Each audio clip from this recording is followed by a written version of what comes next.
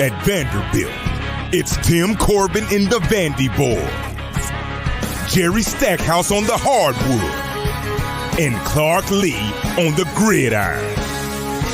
Nashville, it's time to sit back, relax, grab a cold one, and enjoy the show. The Music City is our state, and West End is where we rock.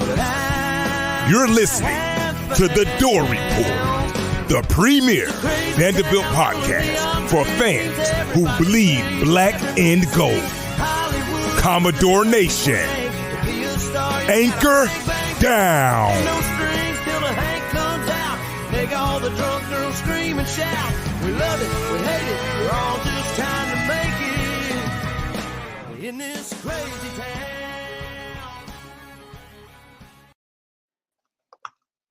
Oh, look at that. There we go. We got there. We are. This looks good. That looks a little bit better if you're watching on video. Welcome into another episode of the Dore Report. It is episode 193. It is a Monday night, November the 21st, and we are powered by the great folks at Alaco Fine Wood Floors. Family owned and operated for more than 2 decades. Alaco Fine Wood Floors is Nashville and Middle Tennessee's choice for premium quality hardwood floors. Since 1995, Jimmy Alaco and his army of employees have embodied the approach of taking pride in one's craft and providing superior customer service, growing from a one-man shop to a team of 23 professionals who share the founder's passion for quality craftsmanship and customer satisfaction. If you're interested in contacting them, you can find their headquarters at 2505 Winford Avenue in Berry Hill, or you can call them at 615-356-0303 or log on to alacofinewoodfloors.com. Alaco Fine Wood Floors, serving Middle Tennessee's hardwood flooring needs since 1995. Gentlemen, how are we doing tonight? We've got, I'd say we've got a little bit to talk about tonight. We've got a Florida victory to recap. The Dores get it done. Man, I still can't believe it. 31-24 final score. We will get into that game. We'll talk about the historical significance of this game because I said last week, guys, I said Vandy doesn't beat Florida. I said, and I'm glad I said that because I think a few players listened to that episode. So we will talk about that. We'll get to our 3 key takeaways, and we'll touch a little bit on the Tennessee game next week. Tennessee is a 14-point favorite in that one, so we'll give you a little teaser for that one next Saturday night. But boys, how we feeling? Is this the same feeling as last week, or is this even better? This is different, at least for me. This is real. I hope my audio is coming through clearly because I'm back to the $150 Walmart laptop. So my fingers are just crossed that I make it through at least like 20 minutes before I have to switch over to my phone and my AirPods. We got you so far. There we go. But this is real. And I saw Trevor immediately nod. The Kentucky game, if they come out and just immediately, get not even their brakes beat off by Florida, but lose to Florida by 14, 17 points. You think the team's still improving, but they're pretty much where we thought they were. They just put it all together against kind of a floundering Kentucky team a little bit. This Florida team was coming off demolishing South Carolina. Yeah. I mean, they weren't coming off a disappointing loss like the UT team that Vanderbilt's going to be facing this upcoming Saturday. As you said, we're going to be teasing that one a little bit. This one was real progress. This was more than just moral victories. This was, I don't need to say it, a real victory, and a real victory that wasn't fluky. Vanderbilt really, my dad made the comment during the game that was the most dead SEC opposing fan base that he thinks he's ever seen inside of Vanderbilt Stadium, now First Bank Stadium. And I said, yeah, but Vanderbilt didn't give Florida fans anything to cheer about. They pretty much dominated them from the beginning of the game, or beat them. I won't say dominated, but beat them from the beginning of the game. They gave up that opening 11-play drive, held them to a field goal, took the lead, and then never gave it up. So it was a different feeling after this game, but a feeling of hope. And for someone that's fan tank was as empty as mine was, it's good to put some gas back in that thing, Billy. No doubt. Trevor, you got a little cameo on TV. What was that like? So I didn't know. Thanks to one of my mom's coworkers, those are actually her seats, and she likes to give them to us whenever she can't go. So Shout out Miss Joe Reen at F&M Bank. Thank you for the tickets. But we sit right in section F, right by the parents. So we've been there a couple games this year, and yeah, apparently I was on TV a couple times. I obviously didn't know until I got out of the stadium, and I checked my phone and I saw some tweets and texts that people were saying I made an appearance a few times on TV. But man, I agree totally with Will. I think this one feels totally different. I know they weren't ranked like Kentucky. I know it wasn't an away game, but this feels way, way different. I think in just about every facet of the game, Vanderbilt played a really, really good ball game. I think from special teams to defense to offense. Obviously, there's some things you can clean up, particularly with the turnovers. The interception, now that I've thought about it, I'm not too upset about it because, yeah, it was a dumb play, but in the moment, I was hot. No. In the moment, I thought I was going to commit a crime. I was angry. But looking back on it, like, I kind of understand. Obviously, you need to clean up the fumbles, but from special teams to offense to defense, I mean, I'm right there with Will. It was all gas, no brakes, and they didn't let Florida get off the mat. Like, Florida would throw a punch and Vanderbilt would throw two. And it was like that from literally the first quarter to the end of the game. Yeah, I agree. This win is different because it feels like a stamp of the formula, Will, the blueprint. You can win this way in the SEC. Now, it's going to get a little bit harder against Tennessee, but, you can win against we said Florida was and they were at the time at the top tier of that SEC. They were playing like it. So, you can win with that blueprint, and they showed it. So there's a lot to get into today. Of course, we will get to our 3 key takeaways from the game. But before we do that, don't forget to follow us on Twitter at @Dore_report and Instagram, Dore.report. Like us on Facebook. Subscribe to our YouTube channel. Our podcast is available on Anchor, iTunes, Spotify, and Google Podcasts. And while you're at it, give our podcast 5 stars and a review on iTunes. All right, let's get to the Florida recap. All right, guys, let's get into it. Vandy, 31. Florida, 24. Vandy improves to 5-6 on the season, 2-5 in the SEC, 6-5. Florida falls to. They're now 3-5 in the SEC. Let's talk about the historical significance of this game. It's kind of crazy thinking of some of these stats, and we hinted at them last week. First win over Florida in Nashville since 1988. Watson Brown was the head coach there. I don't think any of us were even born. We weren't even thought about. So that tells you, the youth of this podcast, the Dore Report. First win and most points against Florida since 2013. That's not a shocker. First consecutive SEC win since 2018, and they broke a streak of 12 straight SEC home losses. And guys, I want to talk about that because they haven't played well at home most of this season. I mean, at least in SEC games. You saw the Hulan game, kind of an up and down type game.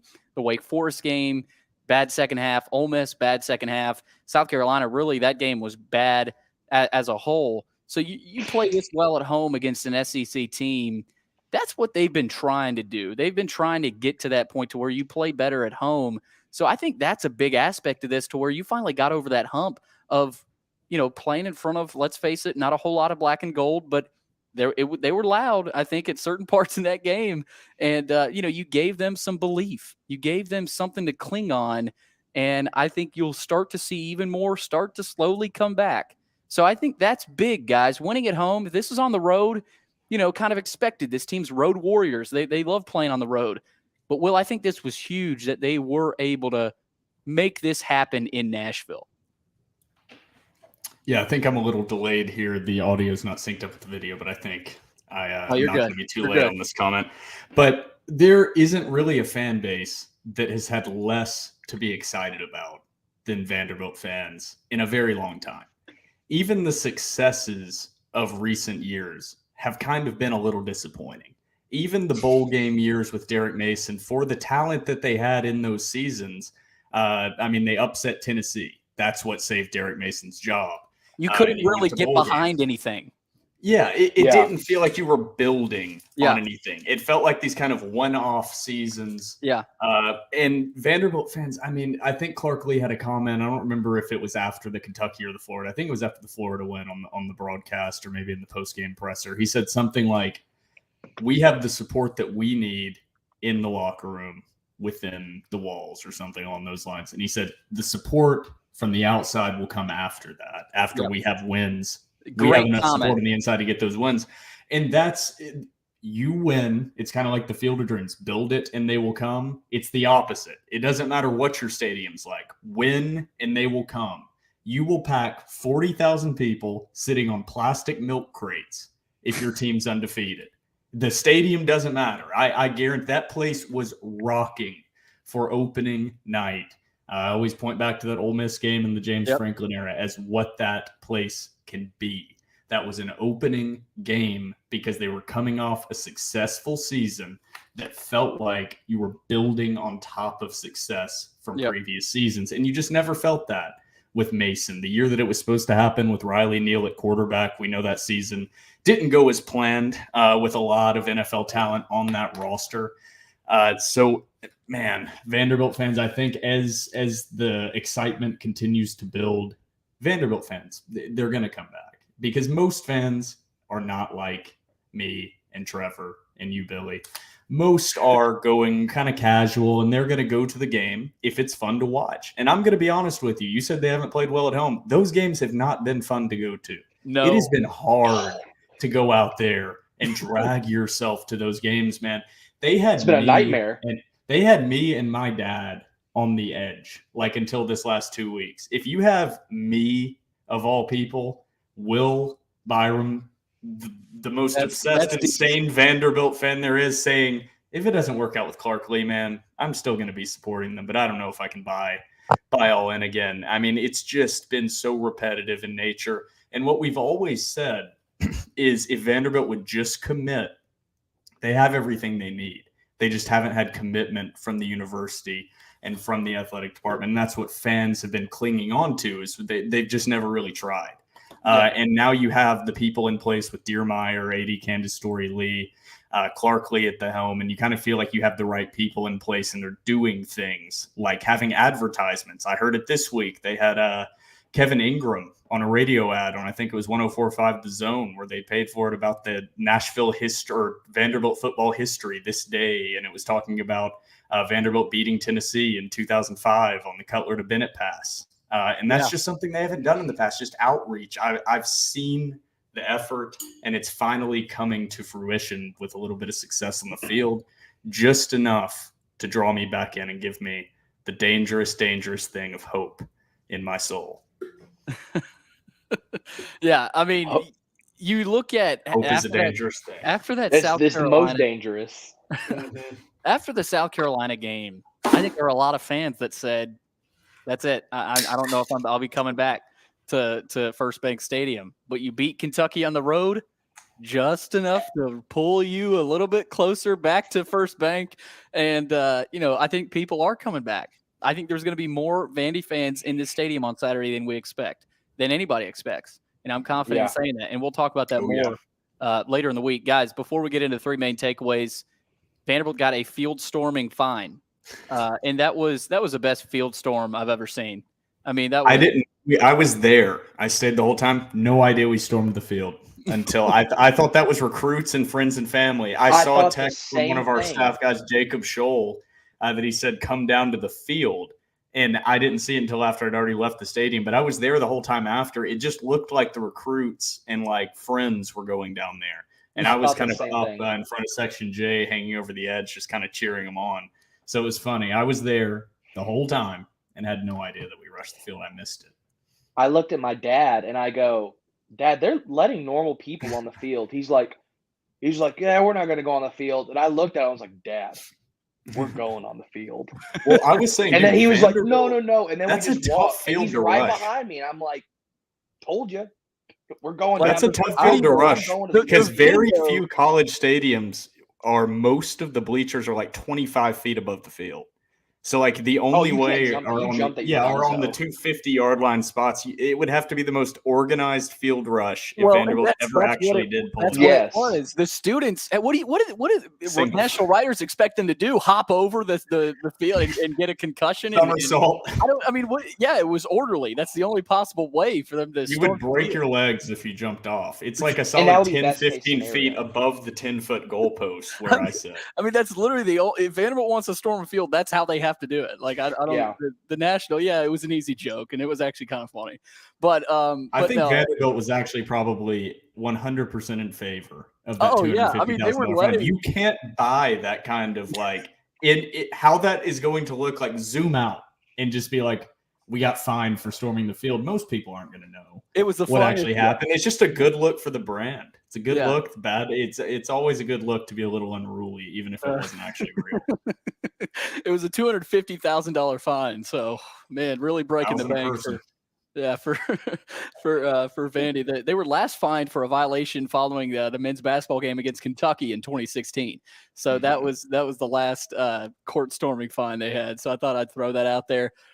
Guys, I thought Clarkley's post-game comments were pretty important. He said we needed the South Carolina game to get to the Kentucky game. We needed the Kentucky game to get to the Florida game here at home. He said everything's about the process. And there's a lot of people, I've heard a lot of fans comment about, man, what could have been? We should have beaten Missouri. We should have beaten South Carolina. But I think it's vice versa. If you win those games, maybe you get complacent. Maybe you don't beat Kentucky and Florida at home. So it just, that's where this program's at. You have to string those together, and that's just where they're at, guys. I mean, I think, you can't wish for a whole lot else than what you got right now if you're a Vanderbilt fan. I mean, 5-7 at this point in the season, 2 SEC wins. Yes, you're probably better than Missouri.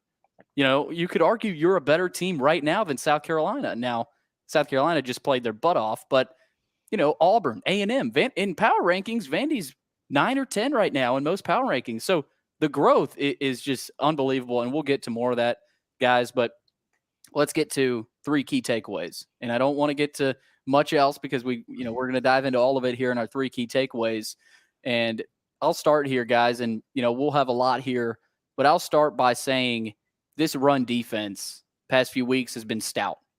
I mean, they have gotten really creative. They have sent extra guys to stop the run, not only stop the pass, but also stop the run. When you send a guy like CJ Taylor, you're just getting push, finding any way to get push. They held Florida to 45 rushing yards on 21 attempts. And this is a Florida rushing offense that was number 2 in the country heading into this game. They were top 2. They were second first in the SEC, I think, at that point. And so you hold them to 45 rushing yards on 21 attempts. It's pretty incredible. I mean, that what an effort by the defensive staff and those guys up front. Lowest rushing total for Florida in a game with at least 20 attempts since 2017. So I just think, guys, that was a big key to this game. And we talked about it all week. I mean, we said this is where Vandy can lose this game. This is what I'm scared of. I'm scared of Montrell Johnson. I'm scared of Etienne. I'm scared of Richardson and his legs, using in play action. They shut down that run game. And I was pretty surprised by, 45 rushing yards. I didn't realize it was that low after the game. I said, damn, 40, that's insane. So that, I think, guys, the defense, you could argue, without that defensive effort, they don't win this game. The defense had to go out there and win the game. And as a Vanderbilt fan, you're sitting on the edge of your seat there. You say to yourself, and I think one of y'all tweeted it out, you said, the defense is going to have to do it. The defense is going to have to win this game. I think it was Trevor. Hell, maybe it was Bruno Reagan. All the tweets run together. It's just a blur, really. We're all the same. We're all the same really dead inside person. All Vanderbilt fans' sense of humors are like the same. It's all this kind of weird, dark fandom that we all do legitimately support the program and get very, very hype and excited. But there's this underlying darkness to everything that we say, and this understanding of the other shoe is going to drop at some point. There's an underlying level of darkness that, is always achievable. Like you can only be built through true soul-crushing heartbreak. And especially if you're like a real Nashville sports fan, like I've been a Tennessee Titans and a Vanderbilt Commodores fan. The NFL franchise that is known for being 1 yard short in the most devastating Super Bowl looking loss in one photo of all time. So it's just this weird underlying view on sports. It's a little bit different, but I think it's fun because the highs, you can't beat the highs. No, but the lows are pretty low. Yeah. It's euphoric. It's really it is euphoric, man. That's why I made that video. I had to zoom in on you on that I tweeted out from the Dore Report. Follow us if you don't. I'm sure if you're listening to this, you do. Dore @Dore_report on Twitter. I added some beautiful emotional music in the background. I hit Billy my said, dad "What so is that hard music?" Back. I knocked him over. I felt so bad. Well, that broke a bank, dude. Old man. I felt so bad. He fell over. The title of that music in the background was dad. Free, highly emotional background music was the title to the music that I highly emotional video. Highly emotional. Billy, was that your key number one? Do I need to get to mine or that was my key? I mean, run defense, guys. There's not a whole lot else to say. I just think that was such a difference in this game. I mean, even if Florida gets, 150, 140, they probably win that game because that means they probably score a rushing touchdown or two. I mean, did they have a rushing touchdown? They might have all been. I don't think they did. So I mean that's ridiculous too. So I just think that's the first thing I point to, the run defense. And guys, who would have expected this in the first half of this season when you're losing games to Ole Miss? After the South Carolina loss. I mean, it's just incredible what that defensive staff has done and everybody on that defense. So my number one key takeaway is the run defense. Couldn't have been better. Will, it's all you. You back, Will? Am I up? Yep. I did not hear anything you just said, so I'm hoping. I'm up. All right. Your mouth's moving. I'm assuming I'm up. So I'm just going to start talking and hope it works. I'm just going to get to my title before I lag out. Changing the outside perception - a real victory. This, I was listening to 102.5 during my lunch break at work, and Derrick Mason was on there. Not that Derrick Mason, the other one. The Titans, former Derrick Mason, on 102.5. And he was saying, he was going through the last four games and talking about how Vanderbilt played Missouri down to the wire and probably should have beaten them 17-14, played a good game against South Carolina, who dominated Tennessee, then went to Lexington, beat a ranked Kentucky team, beat them. It wasn't fluky. Their quarterback didn't have the game of his life, and everything didn't perfectly break Vanderbilt's way. They didn't play perfectly. Will Shepherd had bad turnovers. Yeah. Your best offensive player, arguably, had two very bad turnovers, and your quarterback in both of these games threw bad interceptions. Now, Ray Davis played incredible in both of these games, but these were real victories. In any win, things are going to break your way. That's how you win. And I'm tired of people saying that, penalties extended Vanderbilt drives. They were penalties. They extended Vanderbilt's drives because Florida committed penalties because Florida's, not a top 5 team. That's not fluky. That's not this weird, that just happens. It happens against Vanderbilt all the time. So I heard a lot more talk about Vanderbilt from non-Vanderbilt media personalities after this Florida win than I did after the Kentucky win. I actually heard kind of not much after beating Kentucky. Kentucky was the number 24 team in the country, and Vanderbilt walked into their home field and beat them. And I've heard a lot more after this Florida game, not because the win was necessarily over a more impressive team, but because it wasn't a fluke. You see teams all the time in college football that are bad football teams come out and just beat a team that was sleepwalking. And a lot of times people write it up as that in the media if they see a one-off win from a team like Vanderbilt that had just lost to the two quote-unquote winnable games on their schedule to break this losing streak. And then they beat Kentucky. You can write that off. Kentucky, the season hasn't gone how they wanted. Their NFL quarterback has kind of mailed it in. But once you beat Florida and they're coming in, and Florida was just coming off drubbing South Carolina. Yeah. The media is taking notice, and they're taking notice of what is happening, and they're talking about Vanderbilt in a more serious manner. Yep. And changing that narrative is a very difficult thing to do. Breaking that narrative early and doing it right before this offseason, regardless of what happens in this Tennessee game, you have changed the talking points all offseason.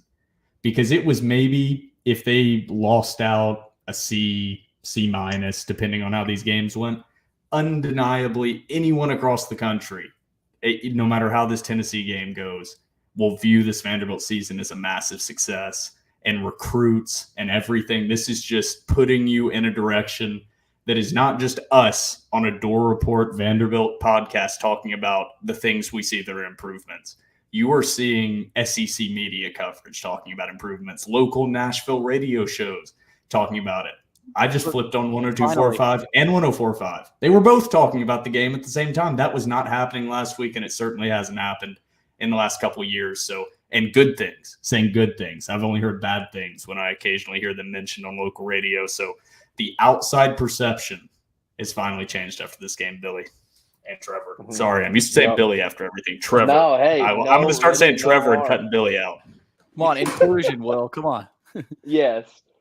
I think, too, my number one takeaway is I think you're starting to see a mentally tough team.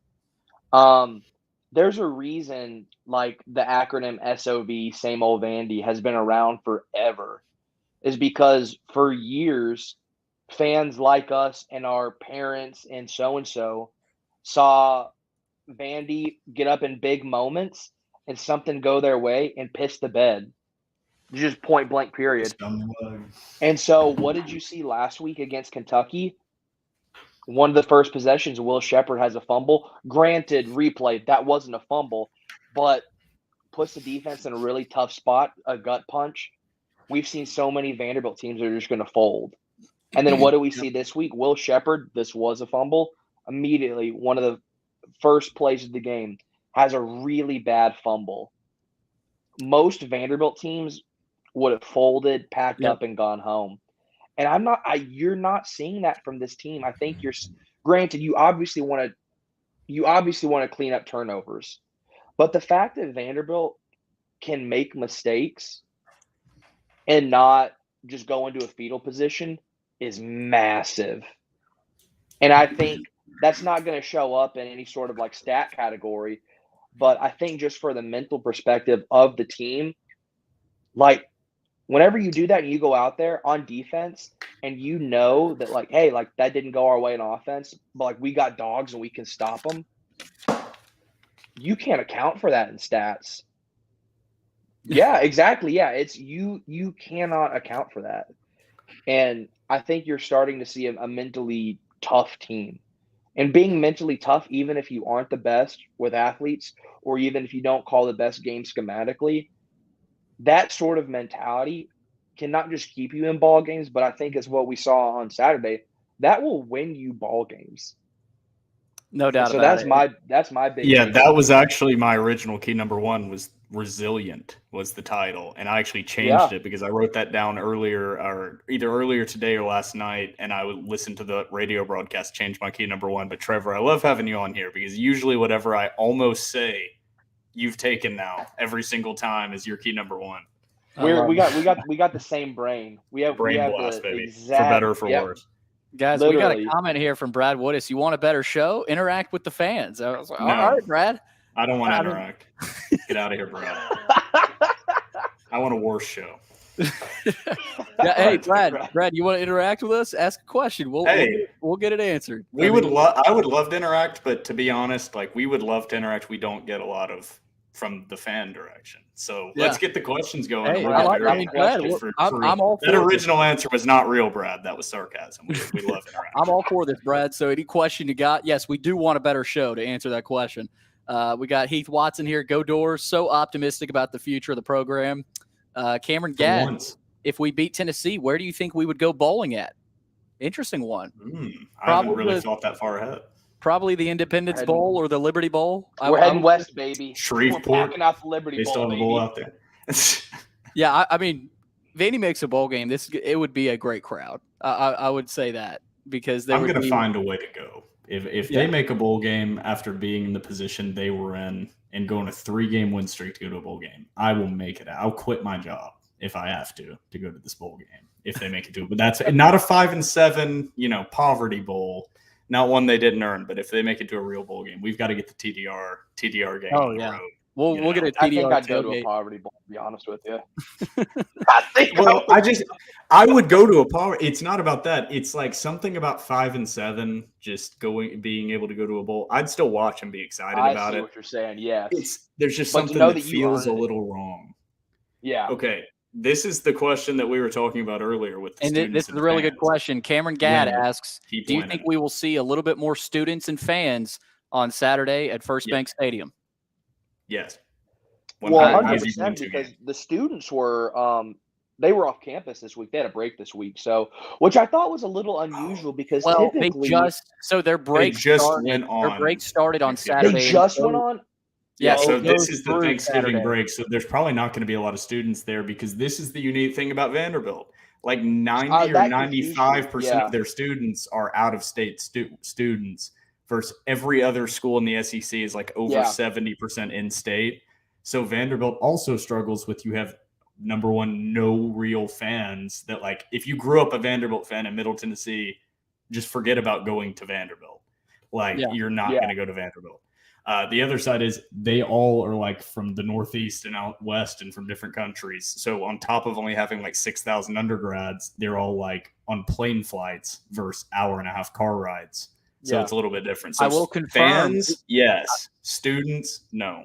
Yeah, I will say this though, guys. On our TDR Instagram, we had a student-run podcast. It's called "Show 'Em the Door," and they responded to one of our posts, and they said, "I think this will, pack the bank hashtag. This should help get more students back a little bit earlier because they come back Monday. That's first day back of school."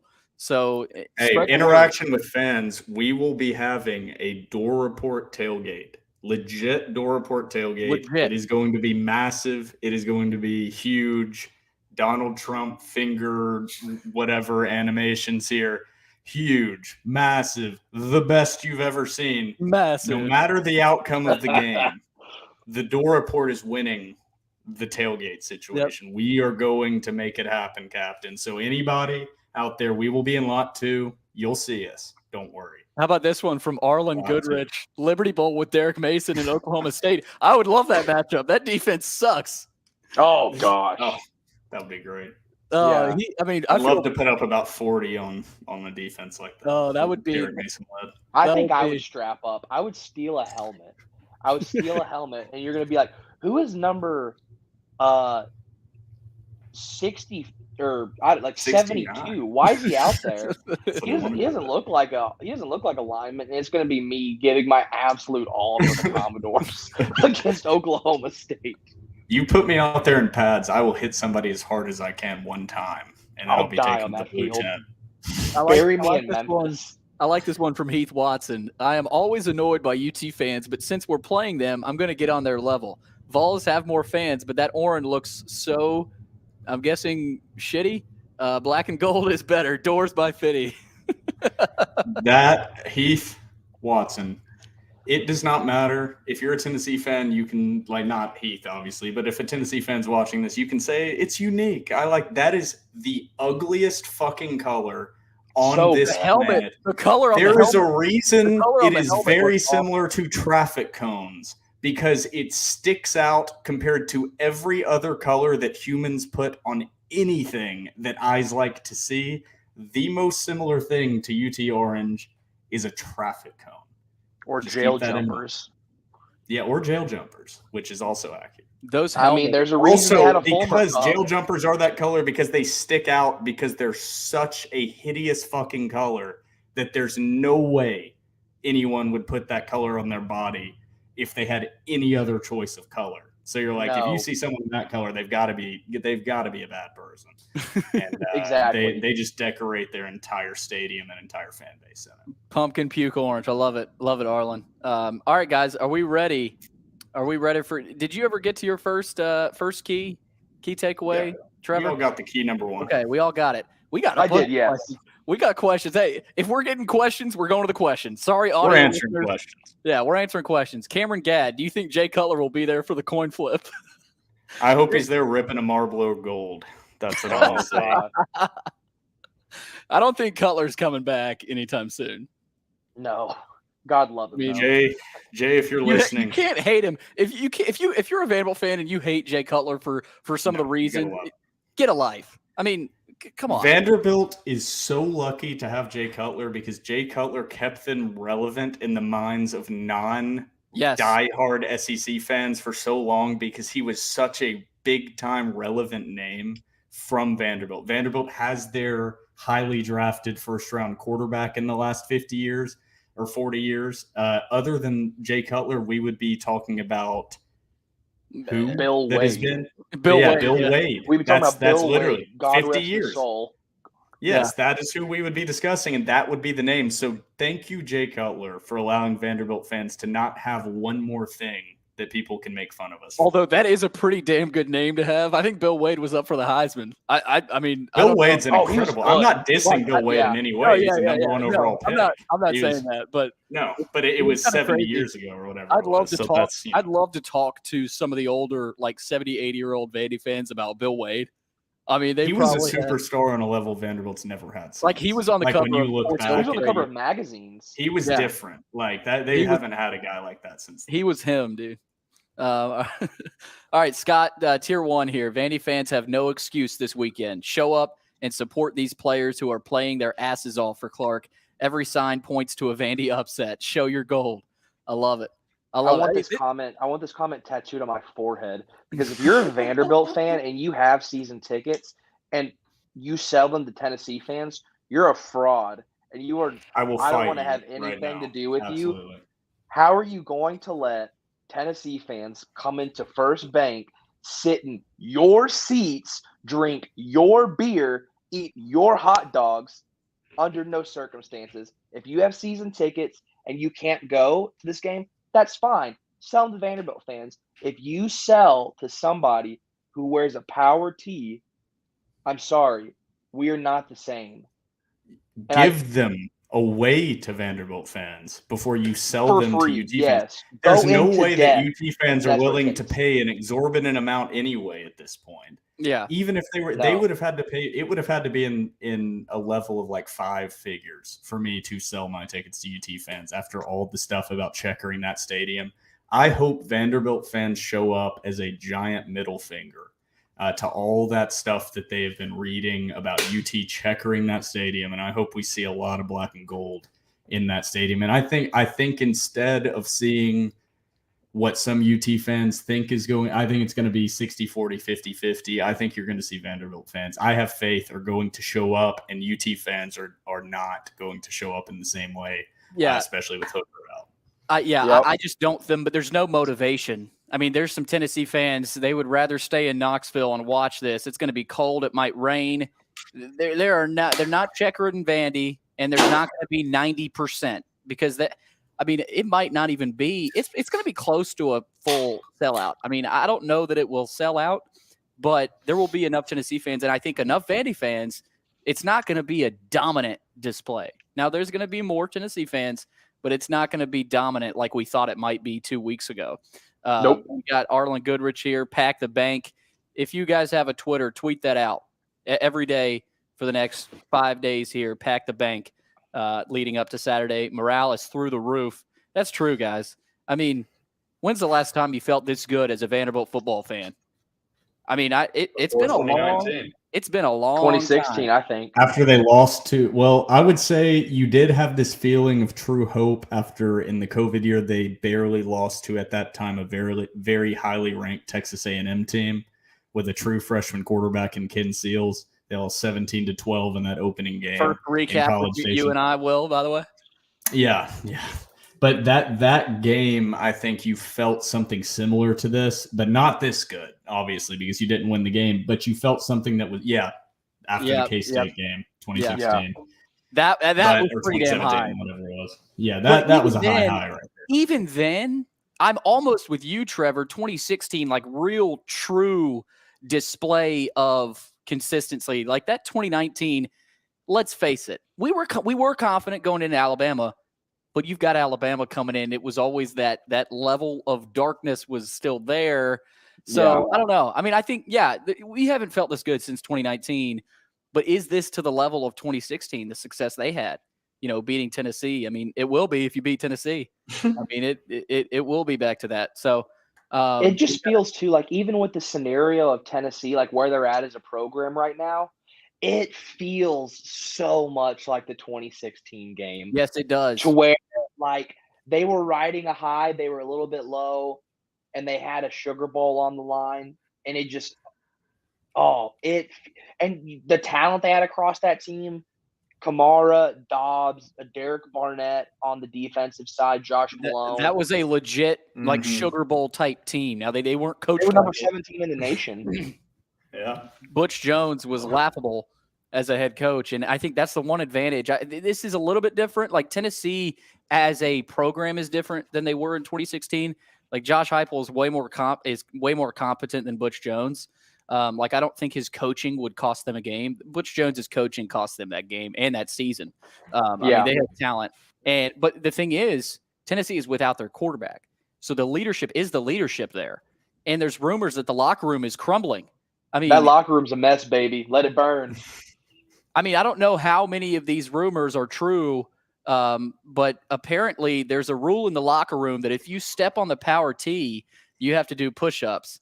Jeremy Banks stepped on the tee during the week and didn't do his push-ups. Hendon Hooker apparently pressed him about it.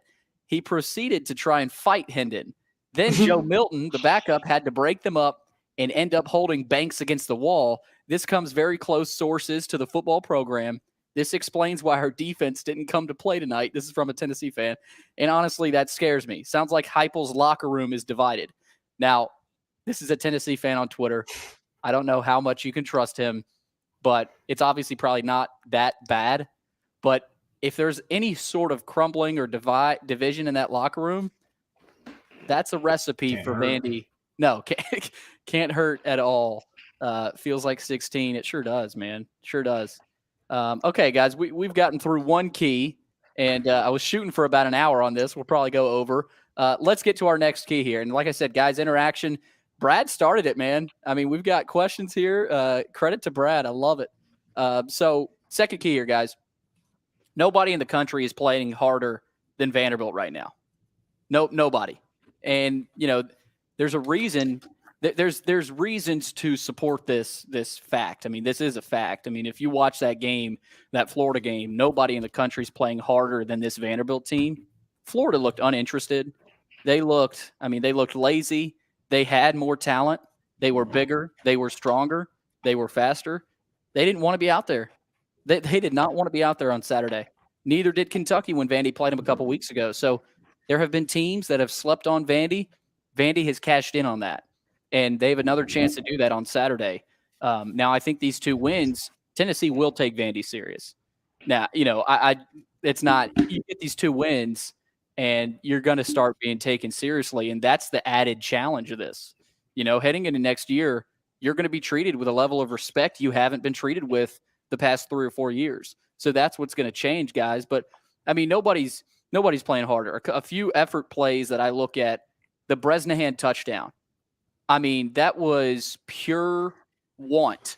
I mean, he just manhandled those guys. I mean, it was ridiculous. So, I mean, he found a way to get into the end zone. Every CJ Taylor play. I mean, the guy is he's a freak. I love watching that guy play. His effort. I mean, that explains it. Ray Davis's effort. I mean, all these guys, they're playing with effort, man. They're playing their hearts out. And yes, Florida's lack of effort played a role in this, but Vandy's effort won that game.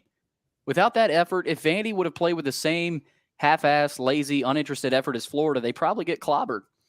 I mean, it's probably true.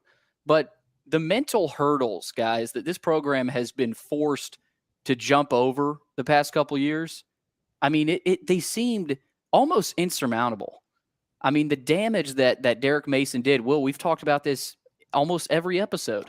The damage that Derrick Mason caused this program, it almost seemed like man, we won't see change until 3 or 4 years, but we're seeing it now. And that's a statement. I mean, the growth is unbelievable, especially after the South Carolina loss. I mean, all hope really for a successful season, I think from most Vandy fans' perspective, had been lost. It felt almost like it was gone, like it had seemingly disappeared. I mean, that's all anyone was talking about. Hell, that's what we were talking about. I mean, that's how we were talking about this team. So, guys, I know I've talked about this, but Clark Lee has made an immediate impact with these guys. Even last year, that's where it started. And they have reciprocated. They have followed through with that plan, and they've responded in a hell of a way. There's no ounce of quit in this program. Clark Lee has instilled a culture that's going to last on West End. I think everybody should believe that. And if you don't, I don't know what you're looking at. I don't know what you're watching. So, I mean, hop on the bandwagon now because it's going to be a lot of fun for a long time. So, Brad Wood is hopping in again. He loves it. Speaking the truth. So, guys, that's my second key. Nobody's playing. That's my takeaway from that game. Nobody's playing harder than Vandy right now in the country, and that starts with Clark Lee. 100% agree, Billy, with that key number one, or your key number two. I think that kind of goes along with my key number one there. But my key number two and takeaway number two is the offensive line, the Grease gang, AJ Blazik, all the boys there. The best compliment to an offensive line is when a running back is getting a lot of attention for putting up yards week in and week out. And this offensive line has done something that Vanderbilt offensive lines rarely have had the ability or just been able to do at all, which is just consistently allow 2-3 yard gains.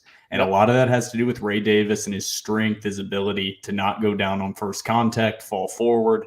And that's just going to continue to improve as he has eligibility left, and he is going to continue. Which is that's scary. He is going to be untackleable. He's going to be an NFL strength, not speed, but NFL strength running back, like legit starting NFL running back strength, trying to be tackled by 19 and 20-year-olds. And he is going to absolutely dominate next season. So my key number two is the offensive line and what they have been able to do unexpectedly. But this offensive line, even with the injuries they have had, has performed so well. And I think that's a storyline that has kind of been lost in the performances. And Mike Wright's done a good job, but it all starts if you can't block the opponents. And Florida has some pretty intimidating guys. Number 21. He looks like a create a player on Madden that doesn't look physically possible to be real. But they've stepped up, and against some pretty solid defensive lines in Kentucky and Florida, done pretty well in all season. Really, for the most part, I would say this offensive line. So shout out to the Grease gang and specifically Coach AJ Blazik. Yep. Well, I keep taking your points, and this is the first time you've taken mine. Y'all just great minds think alike, man. I have a passion for the big boys up front. So no, that was gonna be my number two, but I guess I can think on the fly, but I'll go to my number three. But I mean, especially too, just to kind of tag along to what you said about offensive line that's suffering injuries. An offensive line that coming into the season was already really thin and had a lot of question marks. And they're playing really, really good football. Anytime I rewatch it, I love watching Gunnar Hansen. He's got that nasty edge in him that like you want in an offensive line. Man, that I don't think we've seen at Vanderbilt in a long time. Like Gunnar Hansen's a mean boy, and he's from Florida. It feels like it all starts with Blazik, man. He is just. I hope he stays as long as possible, but he is. It's very rare that an offensive line coach is the name that you keep hearing over and over and over. And AJ Blazik has been incredible thus far. He's done everything he's done has been absolutely fantastic, and I totally agree. I think he deserves all the praise. Something in the last episode we did that I was like, Vanderbilt needs to really hammer home on this and do a good job of it. I got to keep shouting out my boy Matt Hayball. Oh man, you called it. Yes. You called it. The special teams showed up. And obviously with the touchdown by Schilling, that was obviously massive. And unbelievable. you could maybe the SEC Special Teams Player of the Week. play of the game. I would say, to be honest. Yeah, that's 100% my play. You want to know the funniest part of that play? The funniest part is my story of that play, which is after we went to punt, I'd been saying for a while I had to use the bathroom. And so I was like, all right, on this punt, I'm going to run down to the bathroom. I went down while I was in the concourse. I heard over the speakers that they have on the radio broadcast, and the ball hits the Florida player, and there's a scramble. And I sprinted back in to see. And I saw them start celebrating, and I saw the referee put his arms up in the air, and I ran up to my seats and high-fived everyone and then ran back down to pee really fast immediately after that. But I missed it. I didn't even see it happen live. It was electric. Them trying to pull everybody off the pile might have been the longest 15 seconds of my life. Yeah, and then Shelling put his hands up. Yeah, Shelling goes like this, like he's celebrating. Whenever Ethan Barr put his hands up before the officials, I was like, "Oh my god!" It was Ethan Barr and the Vanderbilt players kind of getting excited, and zero reaction from any of the Florida players, and that's when I started to feel it. That's where I started watching. I saw the pile. But I missed the actual play. They knew it. Every Florida player knew it. They were defeated. They knew it right away. I love that. But Matt Hayball had another great game to where every punt was inside the 10. Legitimately, a beautiful punt, and flipped the field on him. And Florida, who, like we said, makes their money on big explosive plays, isn't really gonna. Which then again, there were some drives to where they did sort of drive down the field. But I mean, every punt he had was gorgeous, and every punt he had put the defense in a really, really good position. His punts are so satisfying, man. I mean, he knows what he's doing out there, man. All right, we got a couple questions here. Pretty good ones, too. From Dylan Cutshaw on YouTube. I don't know if y'all have talked about it, but would you have started AJ over Mike in the middle of the season? The last 2 games have shown me that Mike should probably have been starting. Now, here's how I will answer this. And, Will, I think we've talked about this. It's tough because AJ won you that Northern Illinois game. I don't think Mike wins that game for you. I don't think he does. And so there's certain games, though, but the Kentucky game, I don't know that AJ wins that. So it's weird. I think it's worked out to where Vandy hasn't had to say, we got to go with – we got to go with AJ to win the game. Now, the Northern Illinois game, they had to say that. But Mike just won 2 SEC games. I get that. But against a Northern Illinois team on the road, you had no other option, especially the way Mike had sort of struggled. So I think we're in agreement here, guys. It's tough to answer it because of how things have gone. Yeah. It's worked out perfectly. But zero chance they win the Northern Illinois game. With Mike Wright at quarterback, and just how that game flowed and some of the plays that were made, because Mike Wright doesn't make that amazing play that A.J. Swan made, throwing the ball into the end zone on a dime after breaking multiple guys that had him for a sack on 4th down and then dropping a dime to Ray Davis. Mike Wright doesn't have that ability. But also A.J. Swan doesn't have the ability to run the ball 70 yards for a touchdown up the middle and break and almost hit 22 miles per hour.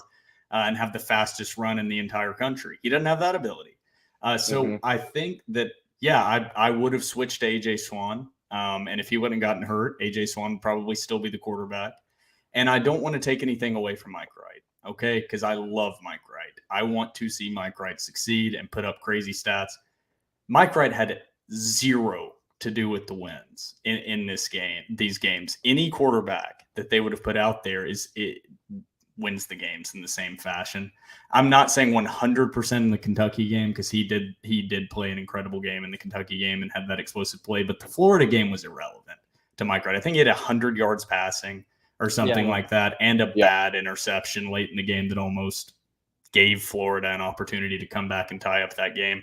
So the game was not won because of Mike Wright in the Florida game. I'm not saying he played badly, but nothing he did won them that game.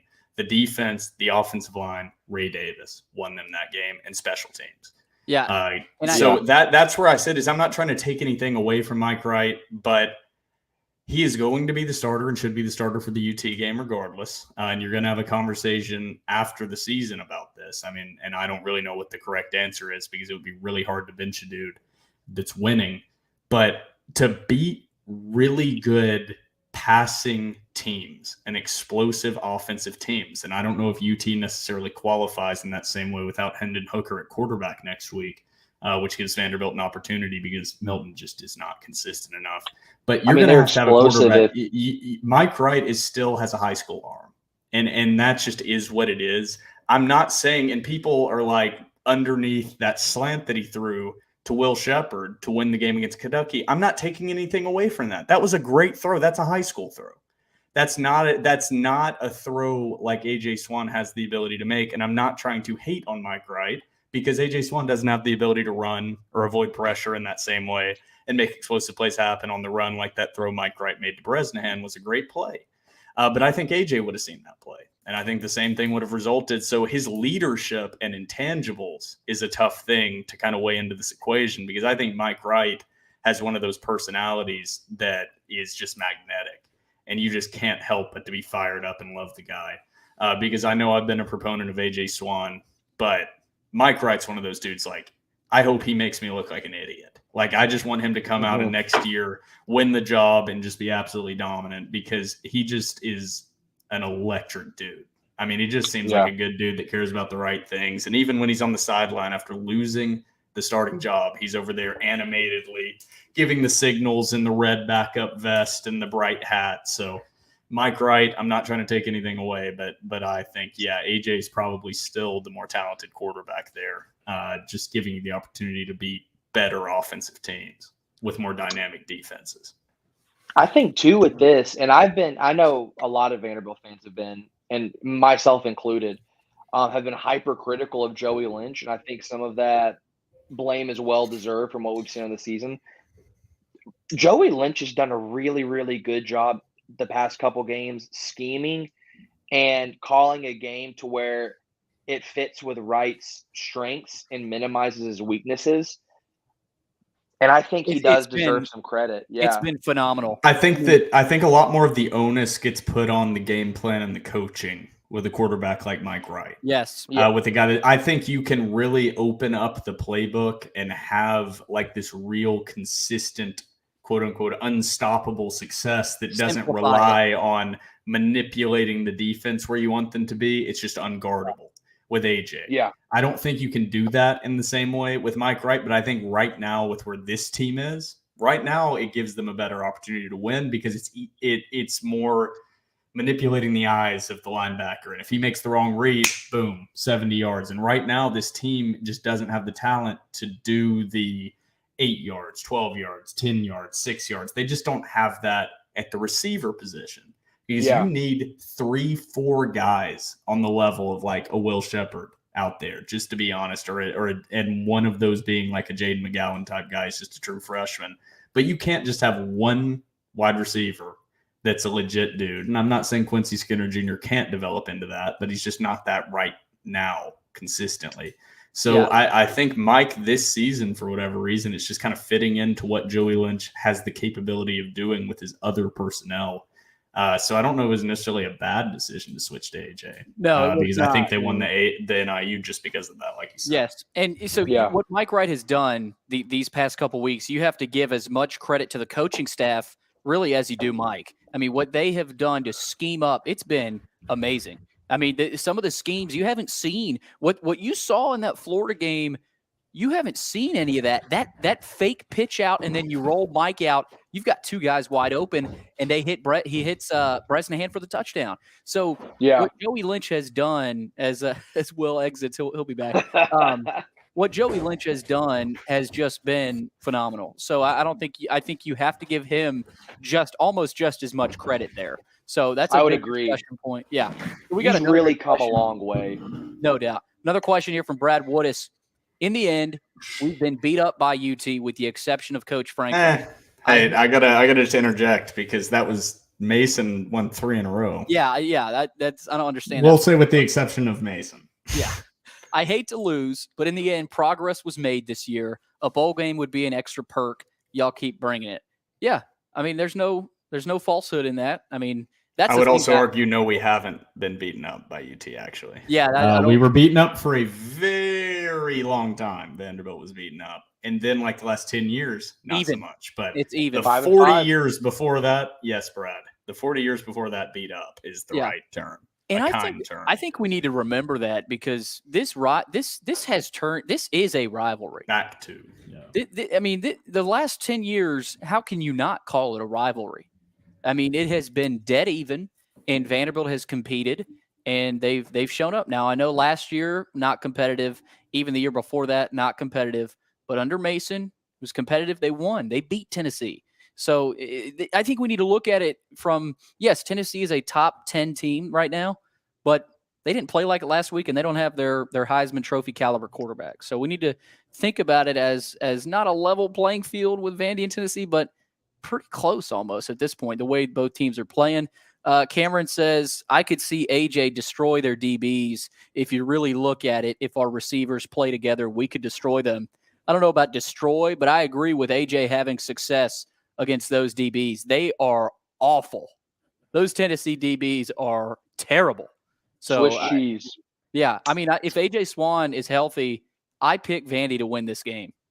I really do. I will bet almost $1 million if I could access those funds. You will not see AJ. The AJ Swan No, I'm not saying I'm not saying that in this game. Like there's not really discussion.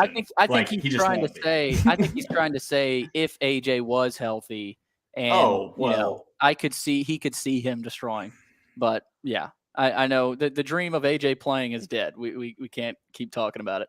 I mean, to be honest, these DBs are so bad. Like Mike does not have. I was going to say that he doesn't have a Ken arm.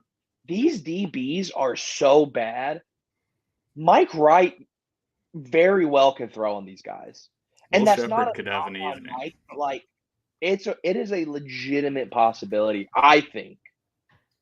And South Carolina also beat Tennessee with speed on the outside with little end arounds and bubble screens. Watch out for Jaden McGowan as well. I'm saying that right now too. Watch out for Jaden, Gamarion even. These receivers could have the best night of their career. Like every receiver. I'm not even kidding. They're that bad. Dylan, no doubt AJ has the better arm, and the future is bright for him at Vandy.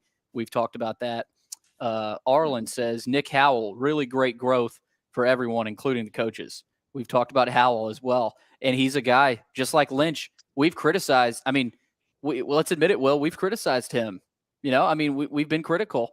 But what he's been able to do with this defense and after Mentor, I mean, 2 weeks ago, we were sitting here saying maybe a change is going to be made with Nick Howell and the DC. I mean, we all kind of agreed with that.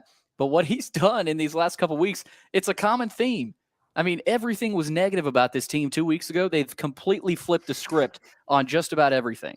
So that's another big thing. We do still have our third. You can't read that. We do still have our third key to get to. Howell has gotten way better towards the end of the season. I agree. Brad Woodis wants to feed Ray, and that's what they're going to do on Saturday. We all know that. So, all right, guys, we'll wait till we get more questions. But third key. All right, did we get our second? Everybody get their second key in? All right, third key. Here we go. Brad just said feed Ray. That's my third key. Ray Davis. I mean, the kid, he's 23 years old, but I mean, he's incredible. I mean, what he has done the past 3 games, he's up there with the Vandy running backs of all time. I mean, Keyshawn Vaughn, Zach Stacy, who he reminds me of vividly. I mean, he looks like Zach Stacy out there, the way he runs. Ray is quicker than he gets credit for. He's strong. I mean, he's strong. He's another guy. I mean, you know, we were kind of on the edge of is he an NFL type back? He's got a chance to really prove that, especially next year. I mean, you know, we'll see. He is a great college running back, but you know, he's got an opportunity there. He's 18. I love Ray Davis. I'm sorry I'm shaking my head, but I love Ray Davis. He's 18 yards away from 1,000 on the season, guys. He's going to get it. I would hammer that if that's a prop bet anywhere. Ray Davis over 18 yards on Saturday night. None of this would be possible, though, guys. And you mentioned it, Will, with the Grease Gang. None of it would be possible without the O-line.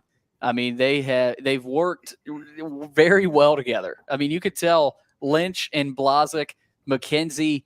You can tell they've just been in the in the lab grinding, just working to see what will work with this offense. And they've done it. I mean, that run scheme is hard to stop, especially when you've got Mike Wright back there. The tight ends, guys, the tight ends are doing a phenomenal job blocking. Gavin is he's a hell of a blocker, guys. I mean, he's tough. So is Ben. Justin Ball as well. He showed up. I mean, they've got some depth back there. And I mean, who would have expected Ball to catch? Didn't he catch a couple passes against Florida? Screen for him. Good. Yeah, who would have expected that? I mean, it's starting to come together with guys that we really haven't seen much of in the passing game. Ray is always falling forward, guys. I mean, he's like I said, he's quicker than a lot of people think, and he's more explosive, guys, than defenders think. You're trying to tackle Ray Davis on the edge, makes a quick little move. That spin move was, I mean, I thought that was going to be like a 1 yard gain, but he gets put that man a spin cycle. Oh my! I mean, and that was a really good Florida linebacker there. So the moves he's able to put on with guys in space, that's significant. I mean, that's something he's improved on. They were very patient in the run game, guys. I mean, they stuck with it. You know, it wasn't always a 5, 6, 7 yard gain. Sometimes they'd lose a yard. Sometimes you get 1 or 2. But even 1 or 2, you're falling forward. You're moving forward. So they used the clock to their advantage with Ray in the running game. They sprinkled some tempo in there, which I think that helped a little bit. I'm not saying they need to use any more of it. I thought it was a good amount of tempo. You know, you don't really need tempo, I think, with the way you want to win if you're Vanderbilt right now. But a little bit of tempo always helps. So, guys, my third and final key, Ray Davis. I mean, it's literally Ray Davis. He's the most valuable player on this team. I mean, without Ray Davis, I don't know that you win. Maybe you win one SEC game. I don't know. I mean, it's hard to say just because of the production he's had and the impact he's had. I mean, 30 carries, guys. I mean, that's Derrick Henry type numbers. So I just think, you know, what he's done, you know, he has to go over 100, I think, to beat Tennessee. You know, I mean, he's got to have a day. He's got to have a day. And, you know, we'll talk about that more. But, guys, for me, it's Ray Davis. And, you know, I had to throw him in a key. I feel like I'm not mentioning something, but I had to put Ray Davis in one of those keys. So Ray Davis for me, Will. Yeah, you mentioned it for a second there. I'll go ahead and get to my key number 3 because it's kind of split. I have my key number 3 that I wanted to put, which is specifically to this game, the tight end involvement has been huge. We wanted to see it all season. We talked about it a lot leading up to this season with the experience and depth they had at the tight end spot with Bresnahan, Hulan, Ball, and DeCourcy, maybe a few other guys. They had a lot of talent, but especially pass catching in Bresnahan and Schoenwald, it really has been a little bit disappointing, specifically with Bresnahan. Yeah. The last couple seasons seemed to be a lot more involved and a lot more of a focus. Even Justin Ball having a couple screens set up for him. They have depth there and talent. So seeing that adjustment has been nice to see that they're kind of adjusting to their personnel. But my key number 3, I wanted to be more broad reaching. And my key number 3 is going to be remember where we were 2 weeks ago and remember where Vanderbilt was 2 weeks ago is my key takeaway. It's very easy to adjust expectations based on recent success or failure. And we talked about it a lot on the opposite side when Vanderbilt was losing games when they started out 3-1, and then it appeared that a 3-9 season was the most likely scenario just 2 weeks ago.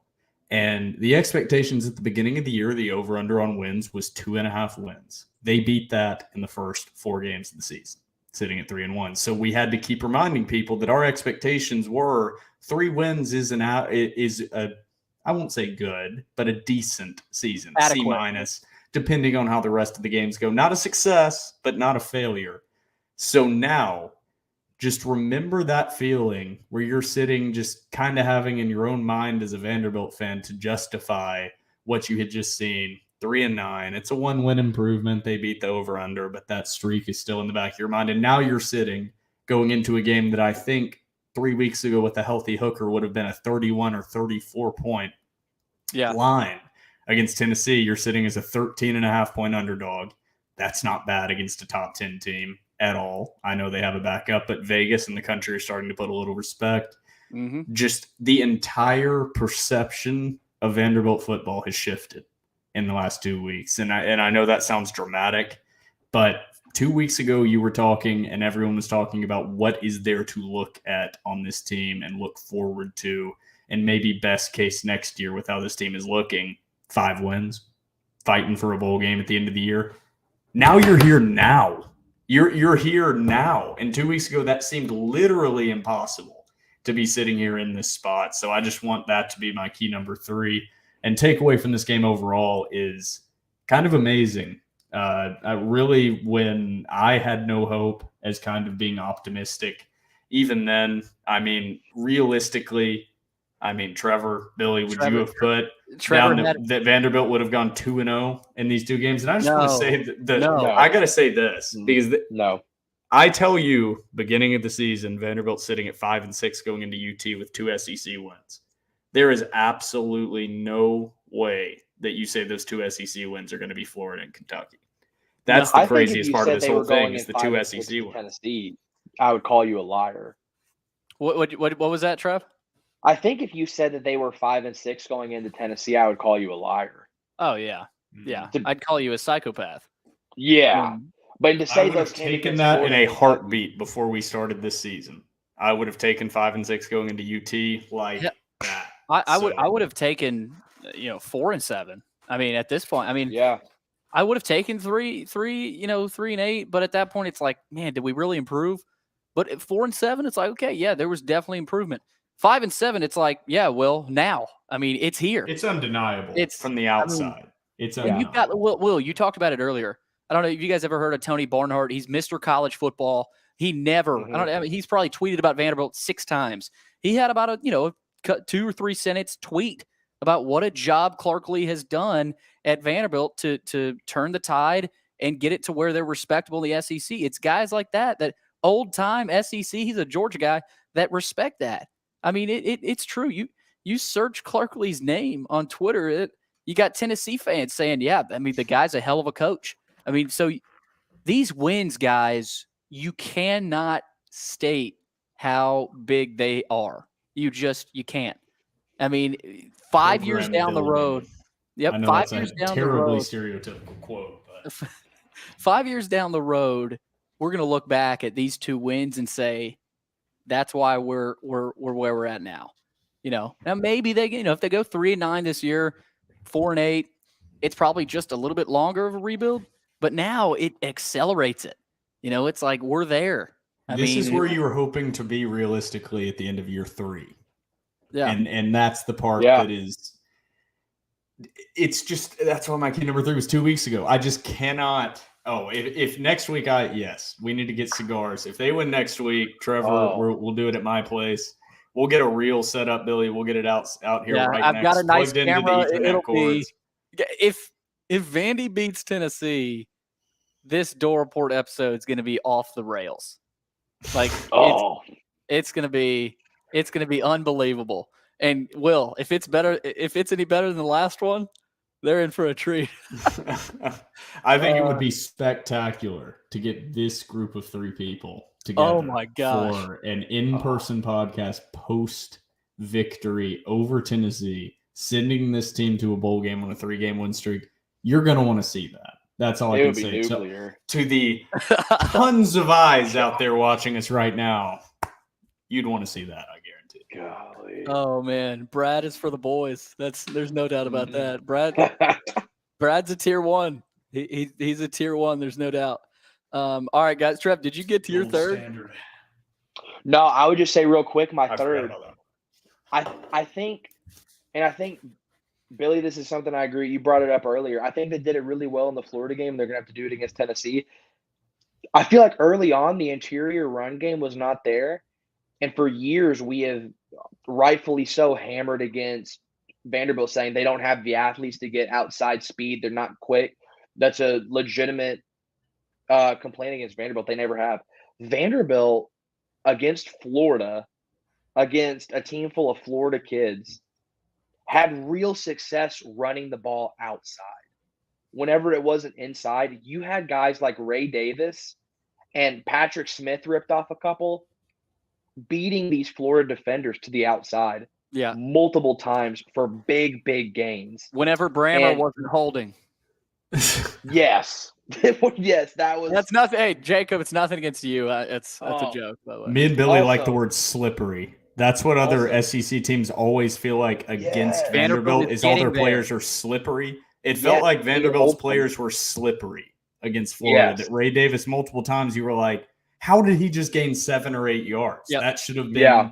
like the loss, or that should have been nothing, and he gained 15 or even 2. It just feels like the first dude never makes the tackle, and that's just individual talent that's different.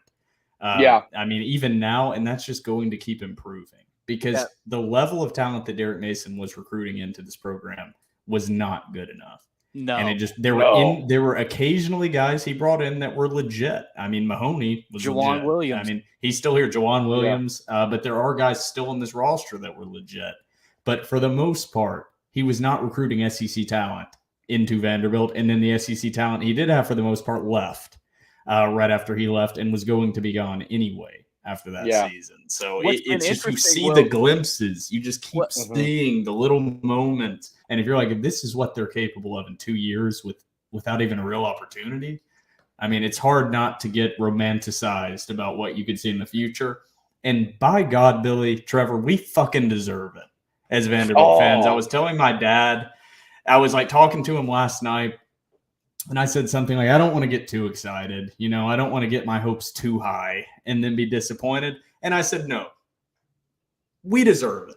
If there is a fan base in the country that deserves to be delusional, even if it's for 5 fucking days before this Tennessee game, it is the black and gold Commodore Nation. We deserve to be the annoying, delusional, head in the clouds, gold-colored glasses fan base. And this week, Trevor and Billy, I'm going to be it on Twitter. Don't you worry. Oh, you know what? If you've never stood in the rain at 11 o'clock at night waiting for Vanderbilt to kick off against Temple, don't say a word to me. I don't want to. Don't worry, buddy. I sat during that delay, during that lightning delay. I sat inside a Memorial Gym.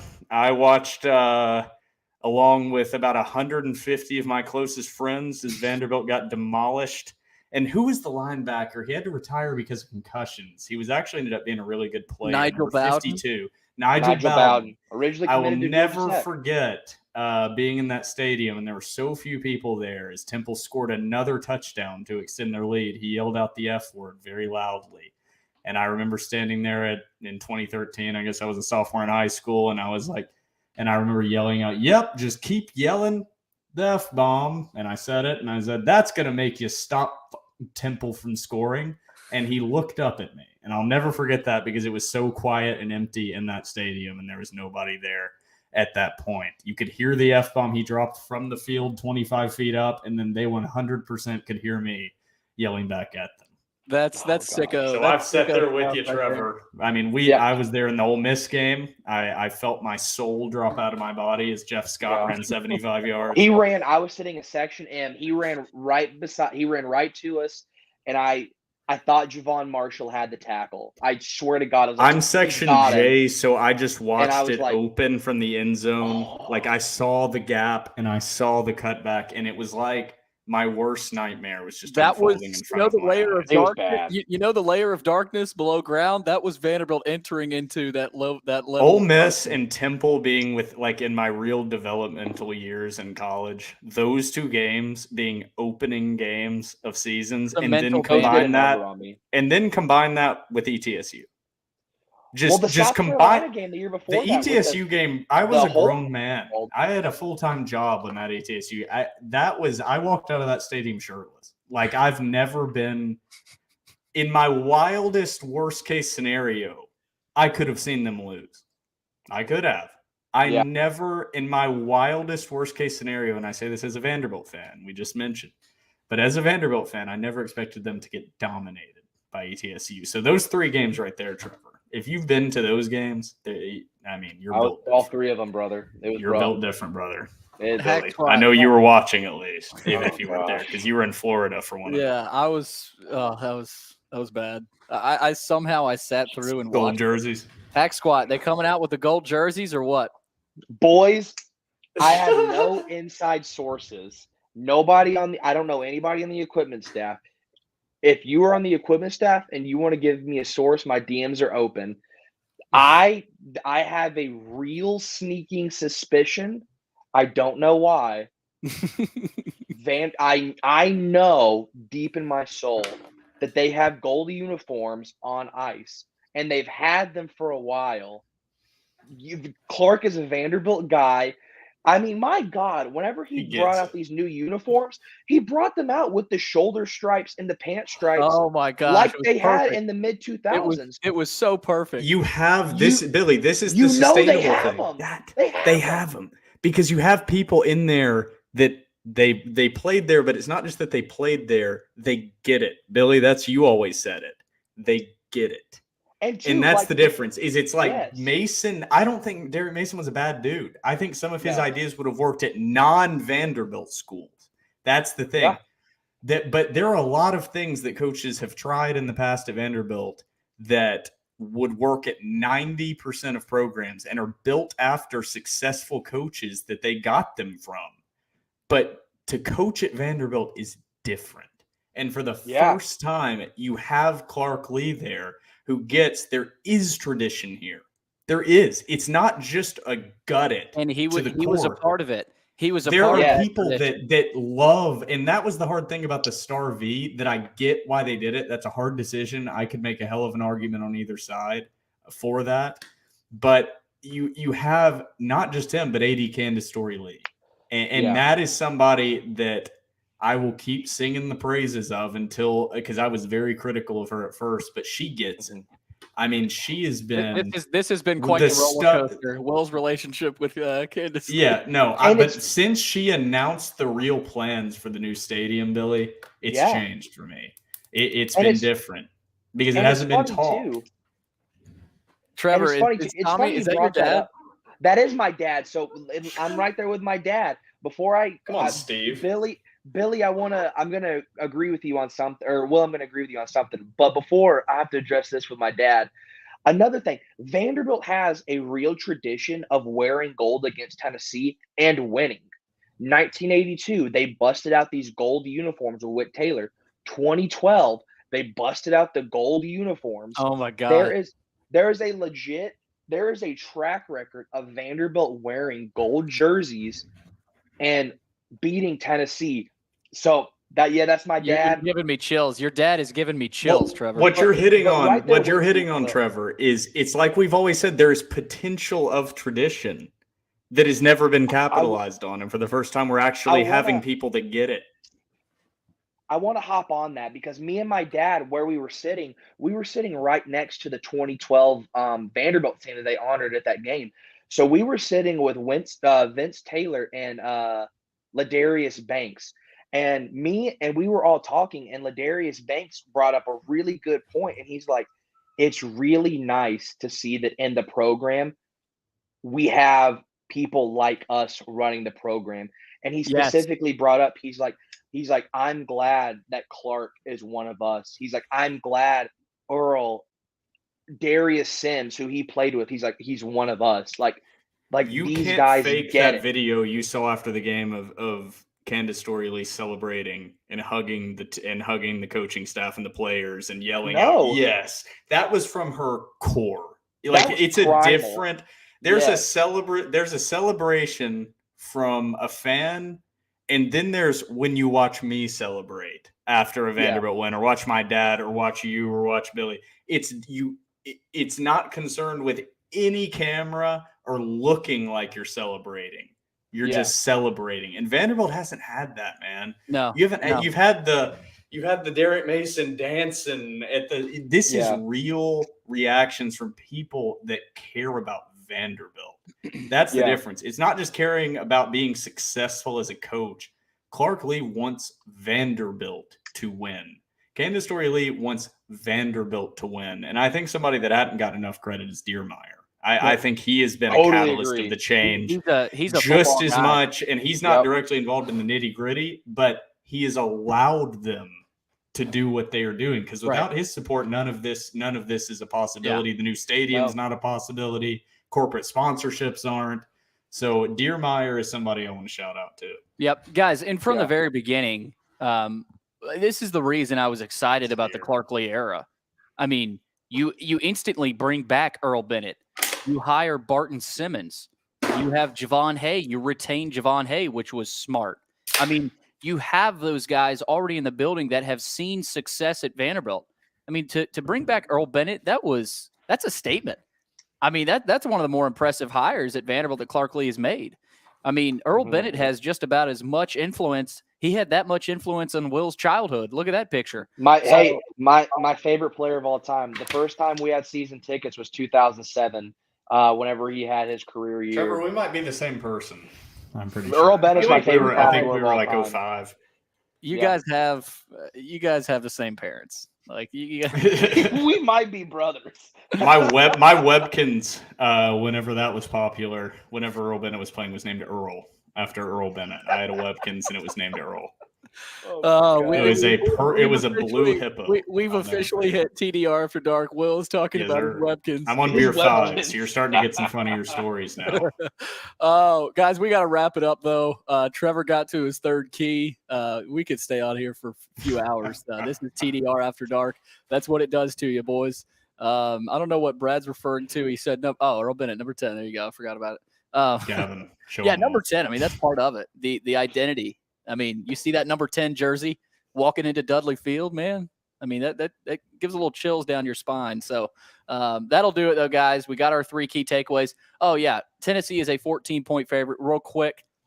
I think it's at 13 and a half. 13 and a half. Is it down to 13 and a half? Mm-hmm. That's what I saw it open as, actually. I never saw the 14. I did. That's a big half point. So I don't know. Maybe I'm wrong. I could be wrong. I mean, last I checked was 14, but I mean, it could very well be 13 and a half. Hell, I think maybe it gets down to 13. I mean, who knows? I mean, the way Tennessee looked last week, what Vanderbilt has done the past 2 weeks, this shouldn't be more than 14. It really shouldn't. So if Hendon Hooker is there, Will, like you said, it's probably 21 at least. I mean, at least. So 2 weeks ago, the look-ahead line, if they set 2-week out look-ahead lines, would have been 31 and a half or 34 and a half. It would have been that high. It would have been a 5-score difference, legitimately. If Hooker is healthy and Vanderbilt sitting where they were at 3-6, I mean, best case, that game was going to be 28 and a half at the tightest line, and you would have seen it hit 30. So, I mean, it's pretty crazy. The perception change from Vanderbilt and then the impact Hooker has as well. It's unbelievable. Trevor and I were talking about it, Will, before we got on here. That's got to be up there for one of the best all-time days as a Vanderbilt fan. I mean, you get a win, you get your second straight SEC win. Might be the best. It's up there for in year two. In year 2 of the Clark Lee era, dude. You got 2 straight. How many awesome days do we have? Like, we can probably count them on one hand. Yeah, no, like last 20 years. It's true. It's true though. But I just think that what a day. I mean, what a perfect day for Vanderbilt fans everywhere. From sea to shining sea. They're going to be filling First Bank Stadium on Saturday night. We'll talk about it. We will have Adam Sparks on to preview the game. No way! Night. So Arya Gerson actually is already going to have him on a Spaces. I had Adam Sparks on my mind, so he will be on a Spaces with Arya Gerson. Sure, she stole him from us at first, but no, it's all good fun, and we're going to have Adam Sparks on Wednesday night. We might go a little bit earlier just because the next day is Thanksgiving, so we'll figure out a time. We'll get it to you guys. Thanks for all the interaction again, guys. This is what we want it to be. I mean, this is what we want this to be, so keep this rolling. And it starts with Brad, man. Brad might be the MVP listener of tonight, so shout out Brad Woodis, Scott, Brad, the award-winning listener. Yeah, Seth Saban, Arlen Goodrich, Tommy Hulan. Let's see here. So all those people that were flowing in, Dylan Cutshaw, thanks everybody for checking in. You've been listening to episode 193 of the Door Report, powered by Alaco Fine Wood Floors.